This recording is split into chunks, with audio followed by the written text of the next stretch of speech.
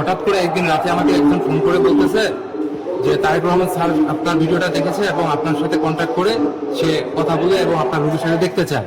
হঠাৎ পরে আমি বিশ্বাস করি, আমি কখনোই বিশ্বাস করিনি যে আসলে কি তারেক রহমান স্যার আমার ভিডিওটা দেখে আমাকে সাহায্য করতে এগিয়ে আসবে।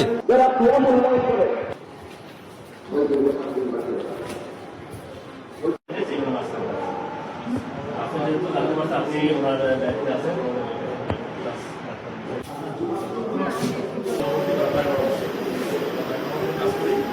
উনি আমাদের পাঠাইছে ওনার চিকিৎসা দিতে। ওনার বক্তব্য সুগম ভাই, উনি প্রধানমন্ত্রী সহায়সঙ্গী এবং সবসময় সহায়সঙ্গী, উনি আমাদের চিকিৎসা দিয়েছেন। ওনার বিষয়ে আমরা দিয়ে যাচ্ছি, মোটামুটি কেমন দিয়ে যাচ্ছি চিকিৎসার জন্য। আর যদি কেউ দেয় সে মোটামুটি হয়ে যাবে।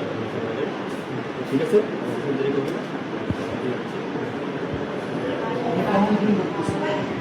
আমার স্ত্রী গত 5 মাস যাবৎ সে নাভি থেকে 2 পাই অবশ, প্রস্রাব পায়খানা বন্ধ, হাঁটতে পারে না, চলতে পারে না।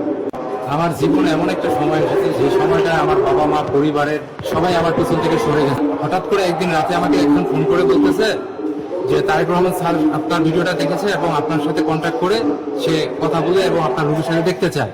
হঠাৎ পরে আমি বিশ্বাস করি, আমি কখনোই বিশ্বাস করিনি যে আসলে কি তারেক রহমান স্যার আমার ভিডিওটা দেখে আমাকে সাহায্য করতে এগিয়ে আসবে।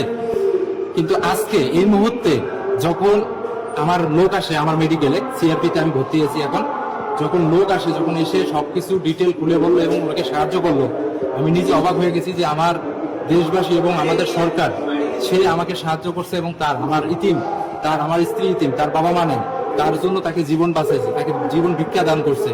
আমি দোয়া করি তারেক রহমান স্যারকে সে যেন ভালো থাকে, সুস্থ থাকে এবং